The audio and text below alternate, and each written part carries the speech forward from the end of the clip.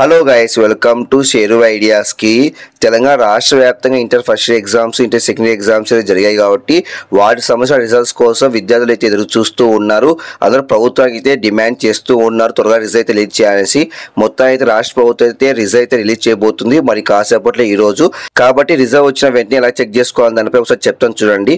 ఇక్కడ చూసుకుంటే మనకైతే మనబడి.com లో రిజల్ట్ అయితే రిలీజ్ చేస్తారు. కింద డిస్క్రిప్షన్ లో లింక్ అయితే ఇస్తాను. ఆ లింక్ క్లిక్ చేసిన వెంటనే మీరైతే మనబడి.com వెబ్సైట్ లోకి అయితే వెళ్తారు. ఆ వెబ్సైట్ కి వెళ్ళిన తర్వాత మీ హాల్ టికెట్ ఎంటర్ చేస్తే చాలు.